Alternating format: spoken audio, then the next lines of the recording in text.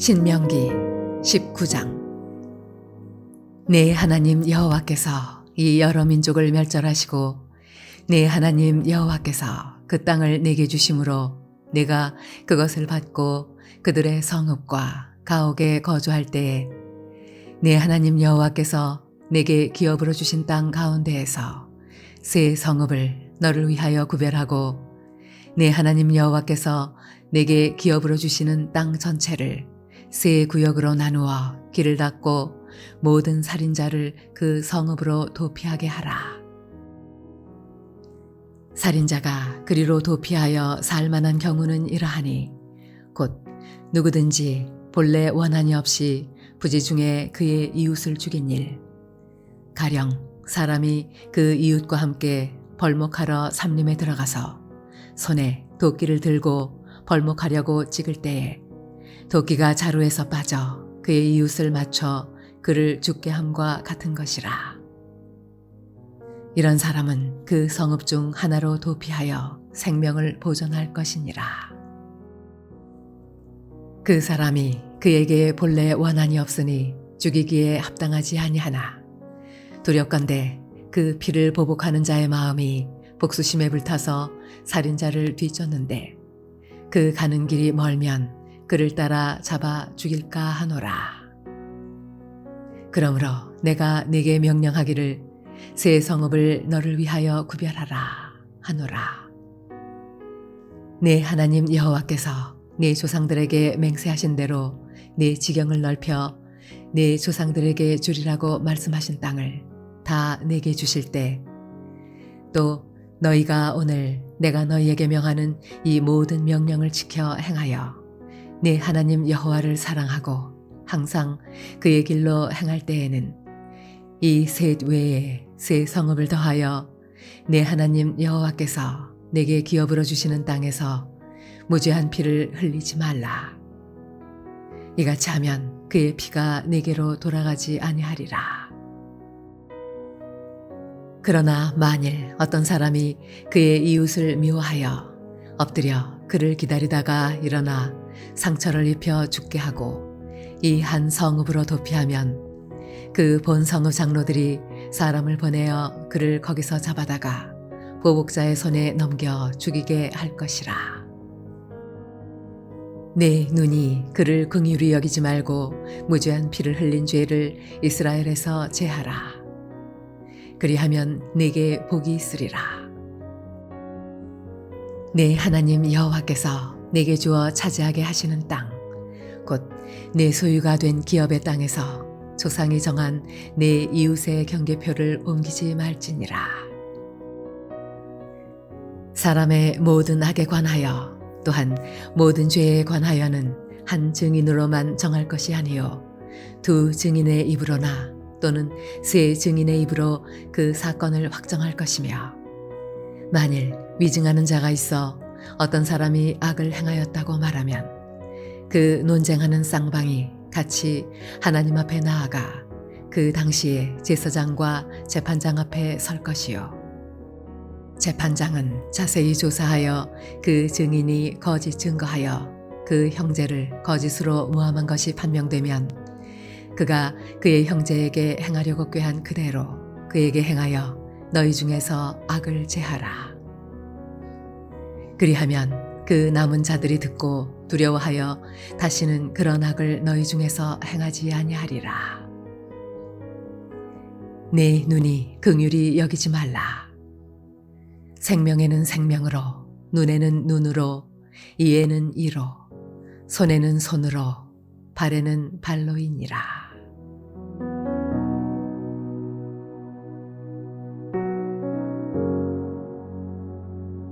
할렐루야. 오늘 하루도 하나님의 은혜 가운데 믿음으로 승리하는 하루의 삶을 살아가시기를 소원합니다. 오늘 우리가 읽은 본문 1절부터 13절까지의 말씀을 보게 되면 이 내용은 도피성에 관한 내용입니다. 그런데 이 도피성에 관한 내용은 민수기 35장 9절부터 28절 또한 여호수아 20장 1절부터 9절 말씀이 또한 잘 나와 있는 것을 우리가 보게 되는데요. 특별히 그 가운데서 오늘 말씀 2절과 3절에 보면 하나님께서 기업으로 주신 땅 가운데 새 성읍을 너희를 위하여 구별하고 또한 새 구역으로 나누어서 그 길을 닫고 모든 살인자를 그 성읍으로 도피하도록 하라라고 하는 이 말씀을 하고 있는 것을 우리는 보게 됩니다. 그런데 우리가 알다시피 도피성은 6곳으로 지정이 되어 있습니다. 요단 동편 지역의 베셀, 또한 길랏 라못, 바산 골란 이 세 지역이고요. 또한 요단 서편으로는 게데스, 세겜, 헤브론 이 그 지역입니다. 특별히 이 신명기 말씀은 아직 이 이스라엘 백성들이 가나안 땅을 정복하기 전 요단 동편에 거하여 살고 있을 때에 하신 말씀으로 이렇게 말씀을 해주신 것은 앞으로 이들이 정복하고 정착하여 살게 될 곳 중에 세 곳, 특별히 그 가운데 게데스와 세겜, 그 헤브론이라는 지역을 지정해 주신 것입니다. 이 6 도피성은 실수로 사람을 죽인 자가 가까운 도피성으로 피신할 수 있도록 가나안 땅을 평균적으로 이렇게 분열하고 또한 그 지역의 중앙에 위치하도록 이렇게 분배가 되어진 곳이 바로 이 6곳의 도피성입니다. 또 우리가 3절에 나와 있는 것처럼 이 도피성으로 향하는 길은 그 길의 장애물을 모두 제거하고 깨끗하게 하여서 피신하는 자가 잘 도망하여 그곳에서 피신하고 생명을 보존할 수 있도록 잘 닦아 놓았던 것도 우리는 말씀을 통해 볼 수 있게 됩니다.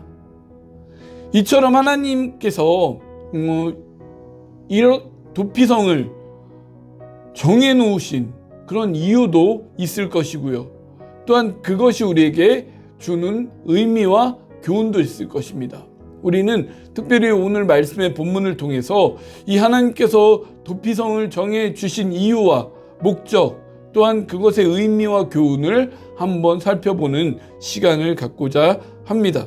먼저 오늘 말씀에는 도피성에 들어갈 수 있는 자격은 무엇인지를 4절과 5절에 언급하고 있습니다.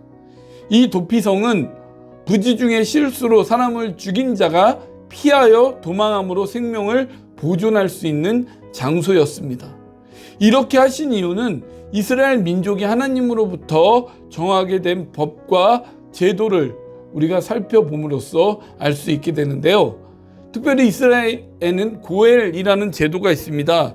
이 고엘이라는 제도에 친족이 가지고 있는 의무와 권리 3가지가 있는데 그 고엘 제도의 첫 번째는 사람이 가난하여서 땅을 팔았을 경우에 그 땅값을 물어주고 땅을 다시 되찾아 주는 이 첫 번째 의무와 권리가 있고요. 두 번째는 혹시 그 친척과 가까운 그 거리에 있는 친족 중에 빚 때문에 종으로 팔려갔을 경우 그 몸값을 지불하여서 그 사람을 자유하게 해주는 이 의무와 권리가 있고요. 또한 세 번째로는 사람이 피살되었을 때에 살인자를 죽임으로 원한을 갚아주는 이러한 의무와 권리가 있었다는 것입니다. 특별히 이 고엘 제도의 3가지 의무와 권리 중에서 세 번째, 친척이나 가까운 그 친족 중에 누군가가 타인에 의해 피살되었을 때 살인한 자를 죽임으로 그 원한을 갚는 제도가 이들이 살아가는 그런 문화 가운데 제도로 되어져 있기 때문에 도피성이라는 이 제도를 통해서 부지 중에 살인을 저지른 자들에게 피할 수 있는, 즉 생명을 보존할 수 있는 이 기회를 제공해 주셨다는 것입니다. 그렇다면 부지 중에라도 사람을 죽인 자가 생명을 보존할 수 있는 기회와 장소를 제공해 주신 이유는 무엇일까요? 첫 번째로 우리가 살펴볼 수 있는 것은 6절 말씀에 우리가 살펴볼 수 있습니다. 이것은 피해 보복 때문이라는 거죠. 남을 죽인 자는 죽일 의도가 없이 실수로 부지 중에 저지른 것이지만 이에 대한 보복을 가하는 자들은 인간의 감정, 즉 마음의 복수심을 그러니까 마음의 복수심이라는 건 어떤 죄악의 그런 마음에 의해서 발현되는 이러한 부분들로 인해 무지한 피를 흘리게 할 수 있는 부분 때문에 하나님은 이 도피성이라는 이러한 그 공간을 마련해 주셨다는 것이죠. 살인이 죄 없다 할 수는 없는 것이지만 그 의도가 죽이고자 하는 감정은 없으므로 부지 중에 저지른 것이기 때문에 혹여나 그것에 보복하려는 자가 인간의 감정으로 인한 복수심으로 죽이게 된다면 무죄한 피를 흘린 그 죄가 그 가운데 나타날 수 있고, 또한 그 죄로 인해 죽인 자가 그 죄를 대신 받을 수 있는 부분들이 있기 때문에 하나님은 이것을 원칙적으로 이제 금하시고 보호하여 주셨다라는 것이죠. 또 우리가 두 번째 이유는 2절부터 7절 말씀에서 우리는 찾아볼 수 있습니다. 여기서는 우리가 공통된 단어를 살펴볼 수 있는데요. 그것은 바로 새 성읍을 너희를 위하여 구별하라 라고 하는 이 말씀을 통해서 우리는 찾아볼 수 있습니다. 이것은 단순히 어떤 살인자를 위하여, 부지 중에 또한 실수로 살인을 저지른 자를 위하여가 아니라 너를 위하여 라고 이렇게 말씀을 지정해 주심으로 인해서 이러한 그 긍휼, 이 도피성은 하나님의 절대적인 인도와 보호하심, 또한 긍휼과 사랑의 역사가 있는 이 공간이다 라고 봤을 때에 이것은 이스라엘 백성 모두에게 해당되는 것임을 알려주고자 하시는 말씀이라는 것입니다. 이 말씀을 통한 하나님의 긍휼과 보호, 또한 사랑의 마음, 우리는 이 도피성이라의 제도, 또한 이 너를 위하여 이제 구별하라 라고 하는 이 말씀을 통해서 우리는 엿보아 알 수 있는 것이죠. 우리가 위에서 언급한 말씀들을 통해 알 수 있고 헤아려 볼 수 있는 것이 있다면 이것은 바로 하나님의 긍휼과 사랑의 속성, 또한 그 인도하시고 보호하시는 그 하나님의 마음을 우리가 엿보아 알 수 있는데, 이것은 어떠한 세대나 어떠한 자들에게 국한되는 것이 아닌 모든 인류와 개개인을 통해 이루어지는 보편적인 은혜이며 역사인 것임을 우리는 알 수 있습니다. 하지만 우리는 이 도피성이라는 제도를 통해서 하나님의 긍휼과 사랑에 대한 마음도 엿보고 알고 헤아려 볼 수도 있지만, 공의의 하나님의 이러한 그 속성도 우리는 이 가운데 헤아리고 살펴볼 수 있습니다. 분명 하나님은 기회를 주셨습니다. 부지 중에 살인을 저지르는 자가 피할 수 있는 곳을 주시고요. 재판을 통해 그의 무지함이 증명이 되면 대제사장이 죽을 때까지 거기 머무를 수 있는 기회와 보호와 인도하심을 제공해 주셨지만, 만일 하나님이 정해놓은 그 규례와 법칙을 어겨서 그 지경을 벗어나게 되면 다시 보복을 당해도 그 보복한 자에게는 죄가 없게 되는 이러한 부분들을 정해 놓으셨다라는 겁니다. 분명 하나님의 절대적인 사랑과 긍휼, 인도와 보호하심 속에 자비하시고 사랑이 많으신 그분을 도피성이라는 제도를 통해 보여주시기도 하였지만, 고의로 미워하는 마음으로 사람을 죽이거나, 또한 도피성의 규례, 하나님이 정해놓으신 그런 법칙과 제도와 규례를 어기고 자신의 마음에 그런 부분들로 인해서 그것을 어기며 나아가는 자에게는 분명한 하나님의 심판과, 또한 하나님께서 그 가운데 대가를 치르게 하는 역사가 있는 공의의 하나님이심도 이 가운데 분명히 보여주고 있다라는 것입니다. 우리가 이 말씀 가운데 한번 새겨볼 말씀의 교훈이 무엇일까요? 분명한 것은 하나님은 우리에게 사랑과 자비와 긍휼의 하나님이십니다. 늘 우리를 좋은 곳으로 인도해 주시고 보호해 주시며, 또한 그 속에서도 우리 가운데 용서해 주시고 하나님의 끝없는 자비를 베풀어 주시는 분이십니다. 하지만 또한 이와 더불어서 하나님이 공의의 하나님이심을 우리는 잊지 말아야 합니다. 죄에 대한 대가는 하나님께서 분명히 치르시고, 그 속에 그것을 벗어나서 우리의 마음대로 행하며 나아가는 자에게는 그것에 대한 적절한 하나님의 심판의 역사가 있다는 것을 우리는 알아야 합니다. 이러한 은혜 가운데 우리는 하루하루 살아가는 자들입니다.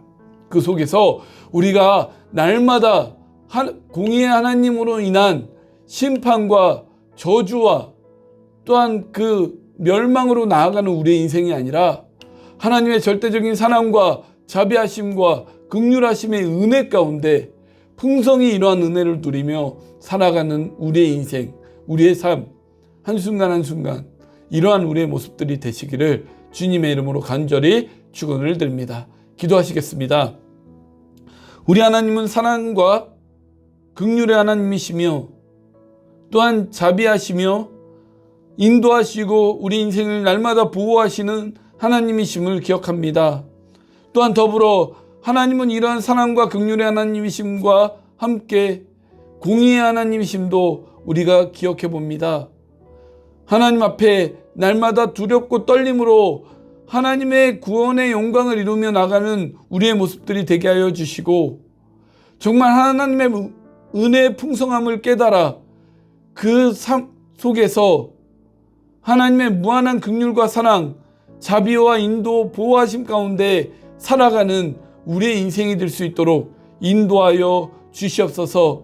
하나님의 말씀을 어기고 우리의 마음대로 그 죄를 지으며 살아가는 우리의 인생이 아니라 늘 우리의 삶을 통해 하나님께 영광을 돌리면서 그 가운데 하나님의 은혜 속에 거하며 살아가는 우리의 삶과 인생이 될 수 있도록 우리를 지켜주시고 보호하여 주시고 인도하여 주시고 우리의 삶과 날마다 함께하여 주옵소서. 오늘도 우리의 가운데 은혜를 베풀어 주신 그 하나님의 귀한 은혜에 감사함을 드리며 사랑이 많으신 예수님의 이름으로 간절히 기도하옵나이다. 아멘.